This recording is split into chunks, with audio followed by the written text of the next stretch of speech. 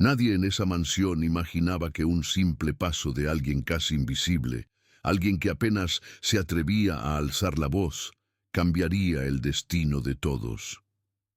Pero todo comenzó una mañana sofocante, cuando un sonido metálico, casi imperceptible, resonó en el pulido pasillo, y nadie entendía de dónde provenía.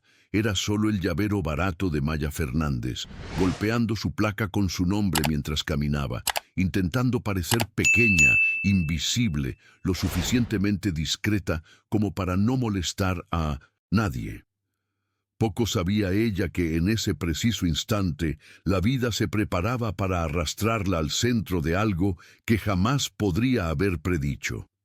La mansión Alencar era tan grande que parecía respirar, como si cada pared albergara demasiados recuerdos, y el aire impregnaba el aroma permanente de flores importadas, mezclado con un silencio elegante, un silencio que para Maya olía a distancia.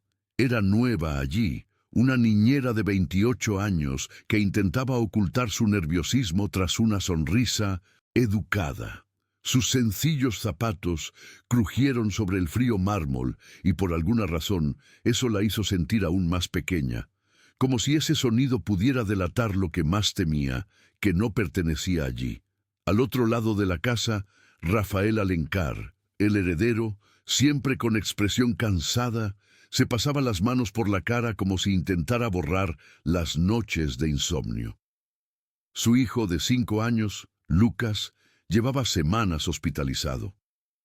Leucemia. La palabra sonaba demasiado pesada, casi prohibida, casi como si pudiera romper algo con solo pronunciarla. Rafael intentó ser fuerte, pero un momento de silencio fue suficiente para que el miedo lo inundara como agua fría. Pensó, ¿y si fracaso? ¿Y si el mundo entero se derrumba ante mis ojos? Maya lo vio todo a primera vista. No hizo falta decir nada. La mirada de un padre destrozado habla más fuerte que cualquier frase ensayada. Simplemente no esperaba sentir una opresión tan profunda en el pecho, como si alguien la estuviera atrayendo por dentro. Un hilo tenue, como si el dolor de ese hombre le resultara familiar, como si ya hubiera vivido en algún rincón oculto de su vida. La sensación la pilló desprevenida. Por un instante apartó la mirada, pero no podía seguir adelante sin volver a mirar. La primera vez que vio a Lucas estaba pálido, frágil, con ojos enormes que parecían implorar algo que ni él mismo podía articular. Había una dulzura silenciosa en el niño, de esas que no necesitan palabras para llegar al corazón. El médico explicó que el niño necesitaba una transfusión urgente, tipo AB negativo, un tipo tan raro que parecía una cruel ironía del destino. La probabilidad de encontrar un donante compatible era casi nula. Casi. Maya sintió que le sudaban las manos. Se le encogió el corazón. Necesitaba respirar hondo antes de preguntar en voz baja, casi sin querer oír su propia voz, cuál era exactamente el grupo sanguíneo de Lucas. Al oír la respuesta, se le revolvió el estómago. No dijo nada. Simplemente metió la mano en el bolsillo y sacó un papel doblado que llevaba años con ella. Su tarjeta de grupo sanguíneo, la misma, exactamente la misma. Y por alguna razón que no comprendió en ese momento, sintió un escalofrío recorrerle la espalda, como si la vida la empujara hacia algo que jamás se atrevería a hacer sola. Se acercó a Rafael. Él la observaba sin comprender, con los ojos enrojecidos por tantas noches cuidando a su hijo. Maya intentó hablar, pero le falló la voz. El nudo en la garganta era tan fuerte que parecía querer encerrarla, pero algo en su interior, quizás coraje, quizás instinto, quizás recuerdos de otros dolores, le impulsó a decir, «Puedo ayudar». Y lo dijo con una sencillez tan cautivadora que el propio Rafael parpadeó, confundido. Cuando terminó la frase, él se quedó inmóvil, como si el tiempo se hubiera detenido a su alrededor. Fue como si una pieza, perdida hacía tiempo, hubiera encajado de repente en el tenso silencio de aquel hospital. Ella era compatible. Esa revelación cayó, como un rayo silencioso, de esos que lo iluminan todo por un segundo y luego intensifican la oscuridad. Rafael intentó hablar, pero solo logró abrir y cerrar la boca 2 veces, sin emitir sonido alguno. Maya no le dio oportunidad de negarse ni de agradecerle. Era como si la decisión ya no le perteneciera. Era como si el mundo hubiera decidido por ella. Y ella simplemente dijo, «Déjame hacerlo». El pasillo olía a alcohol y miedo al entrar en la sala de donaciones, y lo cierto es que, mientras la aguja le perforaba la piel, Maya no pensaba en heroísmo, ni en reconocimiento, ni en nada grandioso. Pensaba en la sensación de hacer algo que finalmente tuviera sentido, algo que podría cambiar una vida que no era la suya, pero que, de alguna manera, tocaba partes ocultas de su propia historia. En su interior, mientras la sangre fluía por los tubos, sintió algo casi inexplicable, una paz inquietante, como si abriera una puerta que nunca se cerraría. Lo que no se dio cuenta fue que, al salir de allí, con el brazo dolorido y una extraña sensación de ligereza en el pecho, su vida ya no era la misma. Y algo en la mirada del doctor, un brillo discreto, casi respetuoso, dejaba claro que, sin darse cuenta, Maya había encendido una llama que no se extinguiría pronto. Una llama que cambiaría la mansión, cambiaría a Rafael, cambiaría a Lucas y a la propia Maya más de lo que podría soportar. Pero lo que no vio, y quizá debería haber visto, fue la sombra que se formaba al final del pasillo, en una postura demasiado rígida, demasiado sospechosa, demasiado inquietante. Una sombra que observaba todo en silencio, como si ya supiera que lo que Maya acababa de hacer pondría en peligro todo lo que había construido. Una sombra que pertenecía a alguien que no estaba listo para compartir espacio, afecto, ni destino.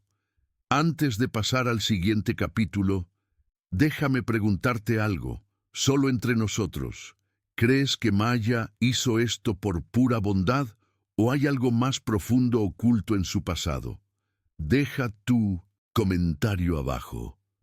La casa parecía más grande después de la transfusión, como si el aire hubiera cambiado de densidad. Más ligero para algunos, pesado para otros. Lucas recuperó el color en su rostro, como si hubiera aprendido a respirar de nuevo, y con cada parpadeo parecía recuperar fragmentos de una infancia que el hospital había intentado robarle. Cuando Rafael entró en la habitación y vio al niño sonreír por primera vez en semanas, una oleada de alivio le recorrió el pecho, una sensación física tan fuerte que casi le hizo doblar la rodilla. Esta escena, que podría haber sido solo un momento de alivio humano, se transformó en una pequeña revolución íntima. La figura de Maya, que hasta entonces había sido una empleada más, comenzó a ocupar un lugar que ningún dinero podría crear. El vínculo entre Maya y Lucas surgió sin previo aviso, como esos encuentros que el cerebro registra con máxima prioridad. Primero, contacto visual prolongado, sonrisa reflexiva, búsqueda de consuelo.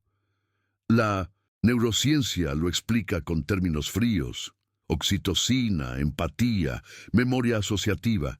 Pero cuando ves a un niño aferrado a quien lo salvó, no ves química, ves necesidad. Lucas buscó la mano de Maya en la habitación, como si buscara un refugio para recuperar la calma. Y cuando la encontró, la respiración del niño se estabilizó. Fue simple y devastador. Pero la belleza de aquella escena tenía un filo afilado, y Elena sintió el corte con la precisión de quien siempre lo había tenido todo bajo control. No era solo la esposa, era la guardiana de las apariencias, del orden y de los lugares que, en su mente, todos debían ocupar. Ver a la niñera siendo tratada con el cariño que ella consideraba territorio exclusivo de la familia hizo que algo se quebrara en su interior.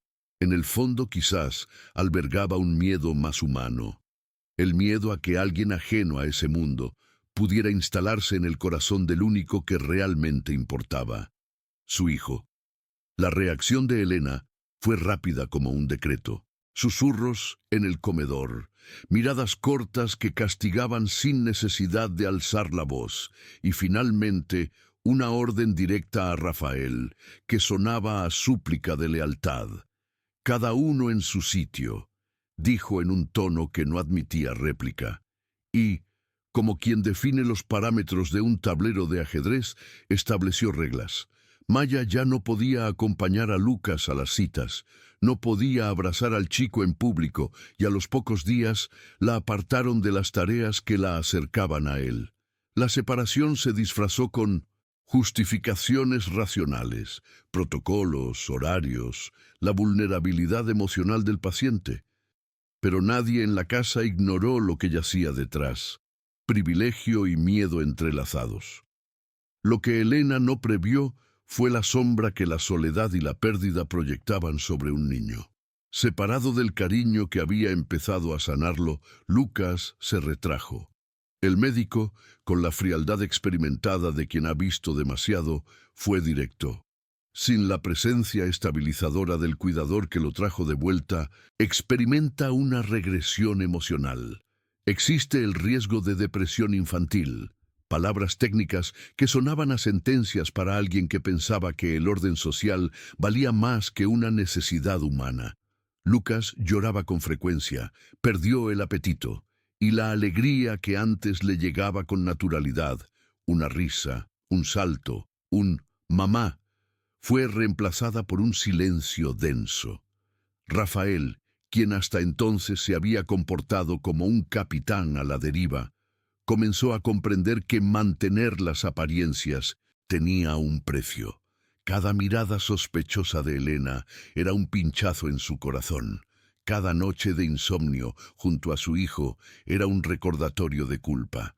Y cuando los médicos confirmaron que el regreso del niño a su estado anterior dependía del contacto continuo con Maya, la presión estalló.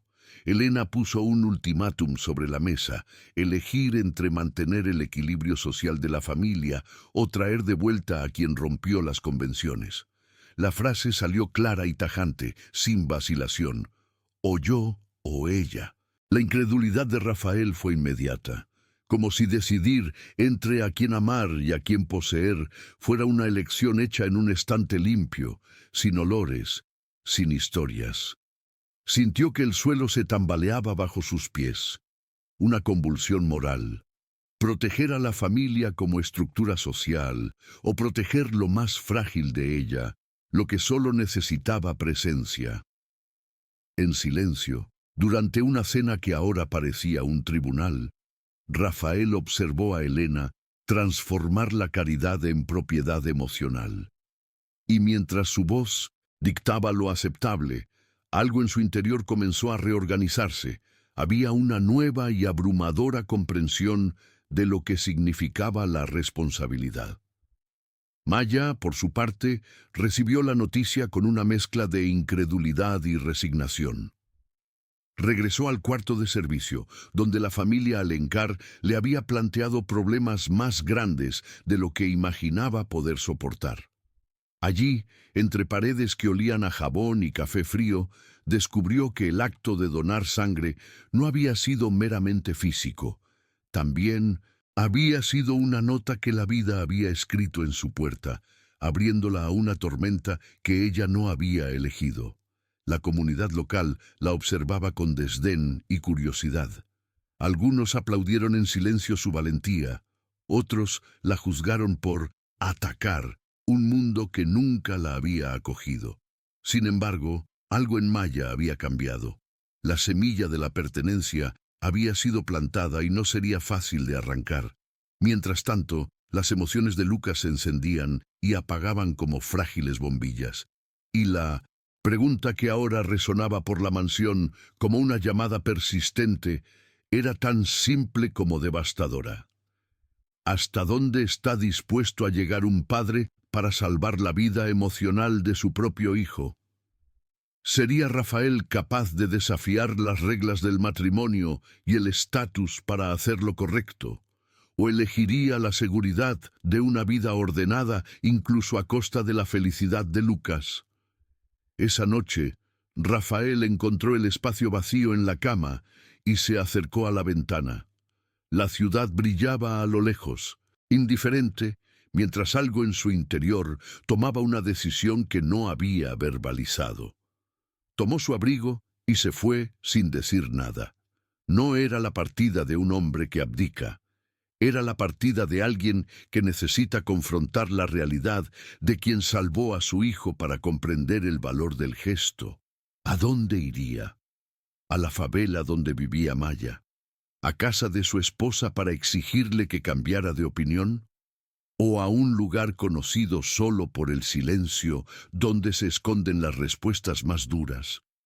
Y mientras cerraba la puerta, la cámara invisible de la historia se detuvo un segundo en Maya, sola, sosteniendo una pequeña medalla que había encontrado en el bolsillo del abrigo del niño. Un objeto que, a la mañana siguiente, haría lo que ella se había dicho a sí misma que era imposible: unir el pasado y el presente de una manera que alteraría para siempre quién pertenecía a esa familia. La lluvia parecía bañar otra ciudad cuando Rafael se bajó del coche en la calle donde vivía Maya. No era una lluvia cualquiera, era de esas que te agobian, que hacen que el aire sea más denso y los sonidos parezcan lejanos, como si alguien le hubiera bajado el volumen al mundo.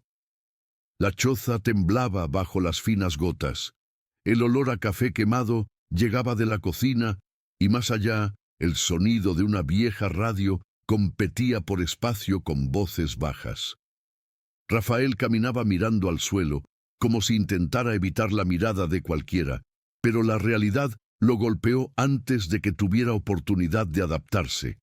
Las paredes desconchadas, la ropa colgada en las paredes, la falta de espacio que parecía comprimida por todas las pequeñas cosas que la gente amontona para que la vida no se desmorone. Fue una precisión cruel, y de repente, algo dentro de él se abrió como un corte. Maya apareció en la puerta con una toalla alrededor del hombro. Sus ojos, ya familiares para Rafael, reflejaban más que reconocimiento. Revelaban sorpresa, vergüenza, miedo. No esperaba verlo allí aquella tarde lluviosa, con el abrigo mojado, como un desconocido que hubiera cruzado un océano para llegar al corazón de su vida privada. Él le explicó sin grandilocuencia. Había venido a pedirle que regresara, con su hijo, a casa. No era la súplica de un hombre que buscaba redención, era la súplica de un padre que quería salvar la risa de un niño. Ella escuchó, y por un instante todo giró en torno al sonido de su voz, como si su vida anterior fuera llamada por su nombre. La conversación comenzó sencilla y trémula. Habló de la soledad de Mindon Centers, las noches en el hospital, de las jeringas que brillaban como estrellas artificiales en un cielo sin constelaciones. Relató los consejos de los médicos, las recetas y el vacío que se instala cuando una casa entera empieza a orbitar una habitación de hospital. Y también habló del miedo, el miedo real de perder al hijo que empezaba a enseñarle lo que significa amar sin contrato. Maya lo escuchaba todo, y entre una palabra y otra, sus miradas se desviaron hacia el rincón donde había una caja con fotografías amarillentas y un pequeño juego de cubiertos envuelto en un paño. Fue entonces cuando retiró la tela y mostró la medalla. La lluvia afuera sonaba suavemente. Dentro de la choza, el tiempo se detuvo una fracción de segundo. Rafael la vio y palideció.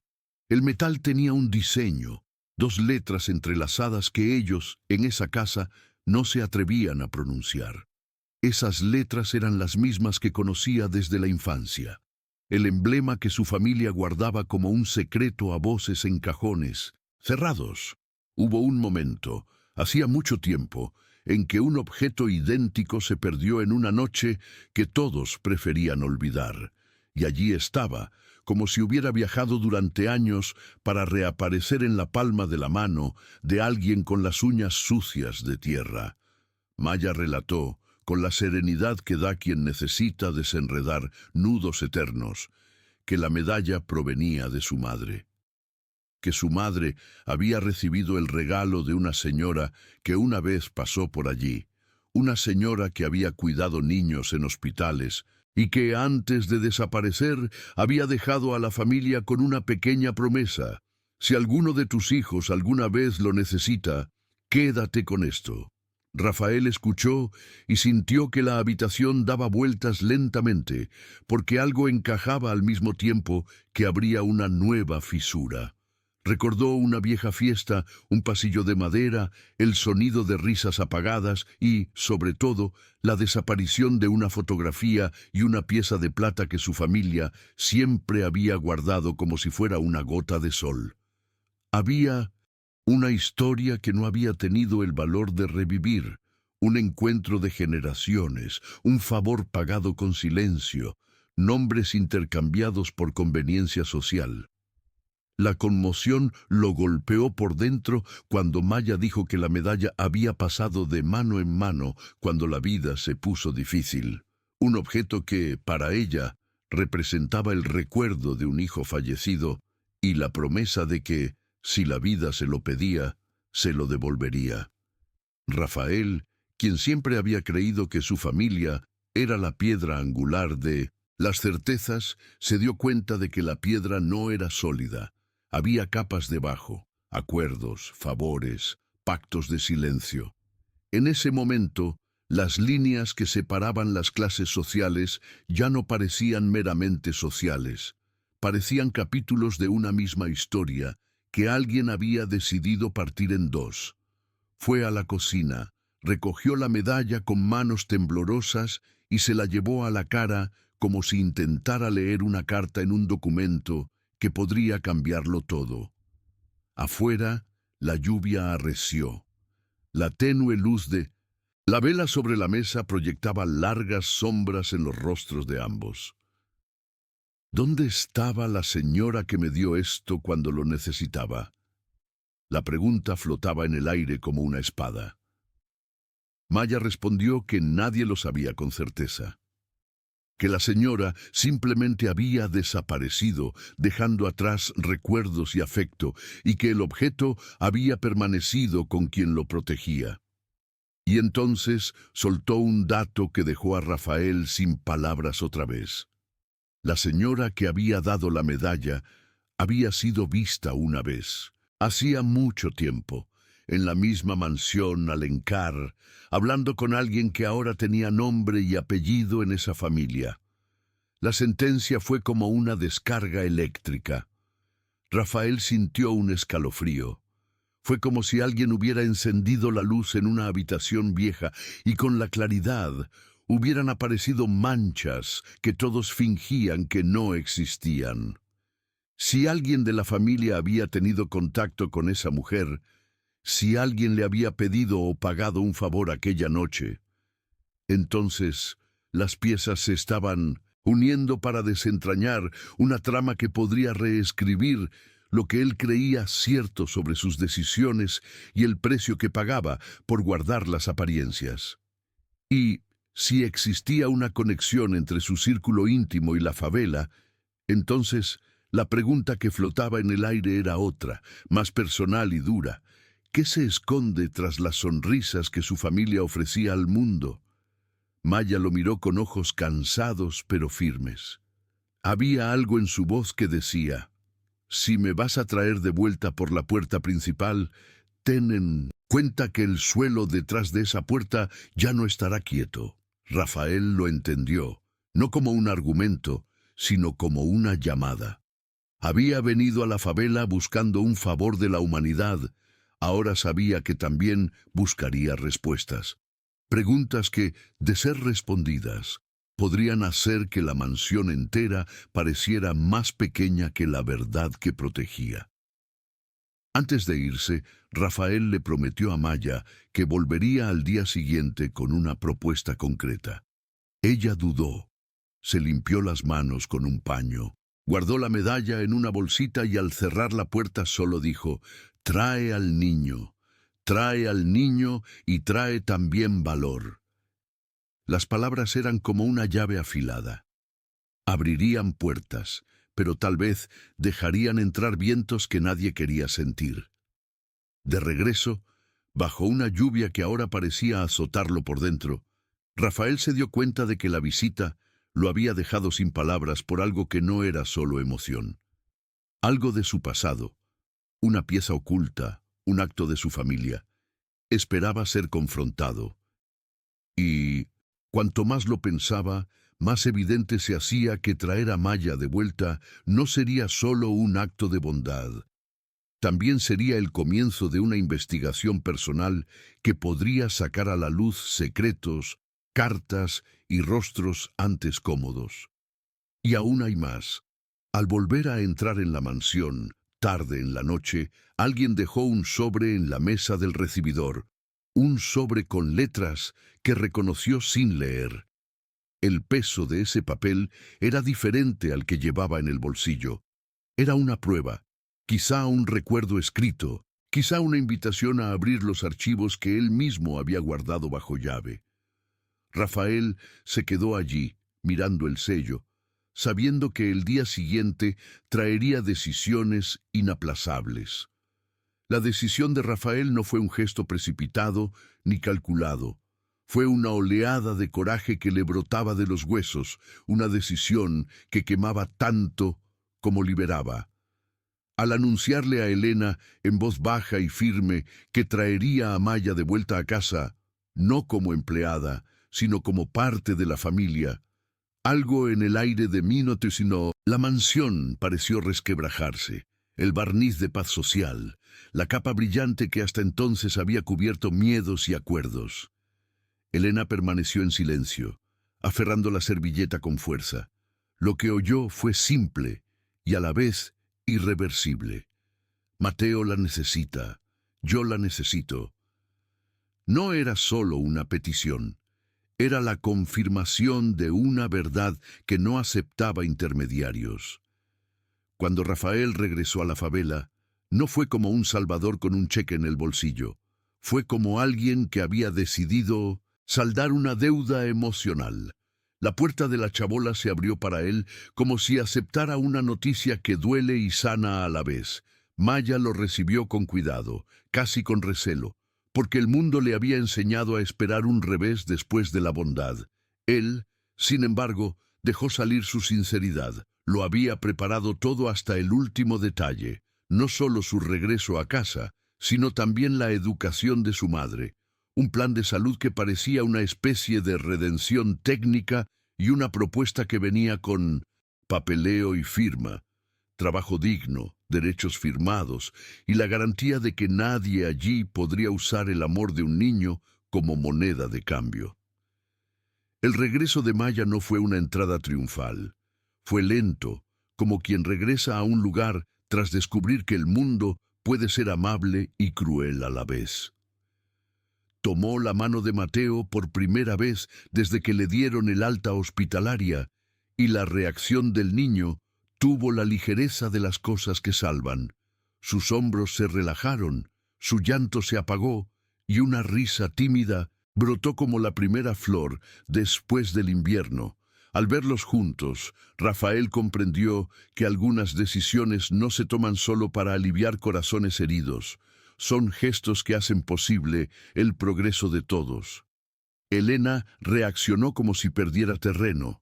Al principio, respondió con frialdad, con órdenes disfrazadas de protocolo, pero su rigidez se suavizó gradualmente en una progresión casi clínica.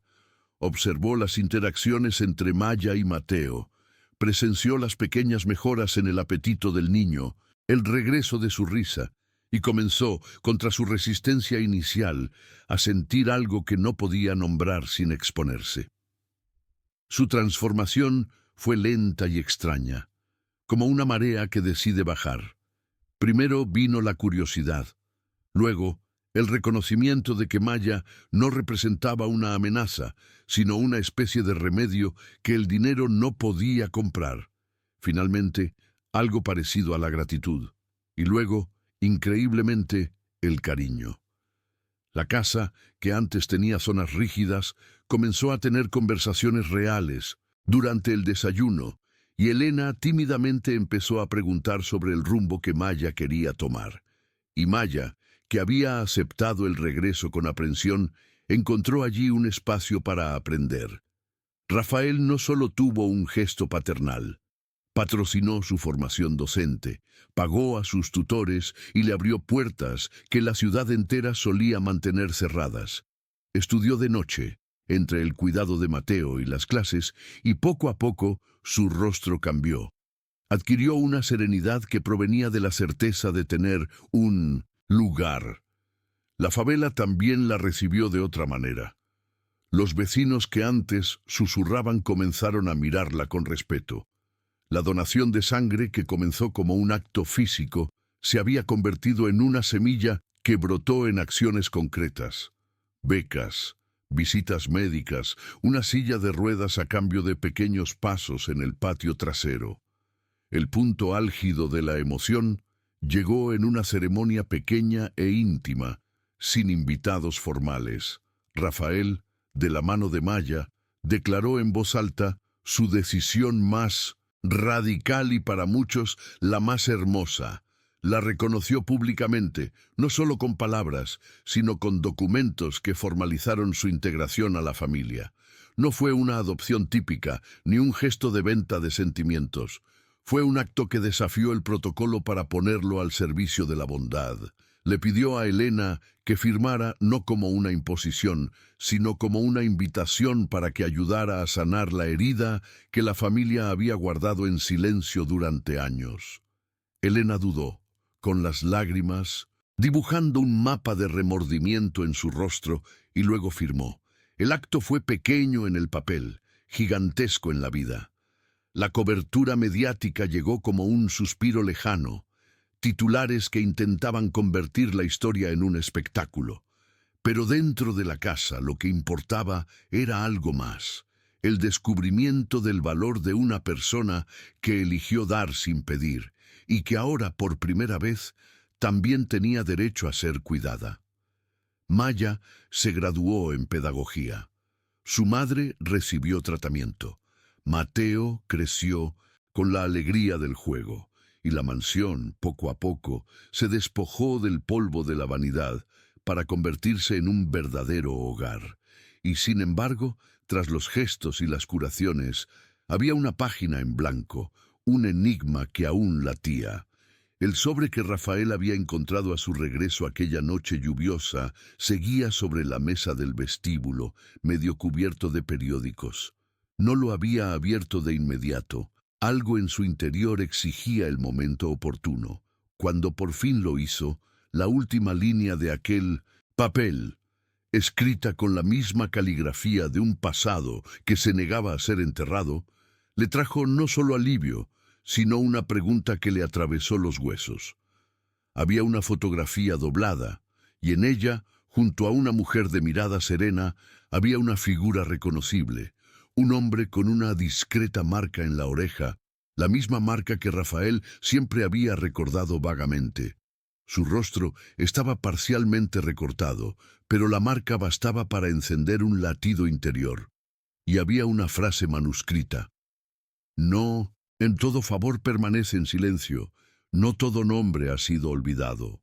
Al leerla, Rafael sintió una nueva opresión en el pecho, no solo culpa, sino una mayor responsabilidad. Esa fotografía unía mundos que había decidido mantener separados. Y si existía una conexión entre la mujer que le había dado la medalla y alguien del pasado de su familia, entonces quizás traer a Maya adentro era solo el comienzo de una verdad mucho mayor. Al final de la noche, con el hogar más lleno de risas que de formalidades, Maya colocó la medalla alrededor del cuello de Mateo como si le entregara un amuleto rehecho para nuevos días. Rieron, comieron pastel y la casa resplandeció con la sencillez de las cosas sanadas. Pero cuando las luces se atenuaron y las sombras se alargaron por los pasillos, el sobre abierto permaneció sobre la mesa y en la fotografía había un detalle que nadie había notado aún. Un segundo rostro, desenfocado, oculto tras la mano de la mujer, con una mirada que parecía tan atenta como inquieta. Era una presencia que parecía prometer que la historia tenía capítulos aún por revelar.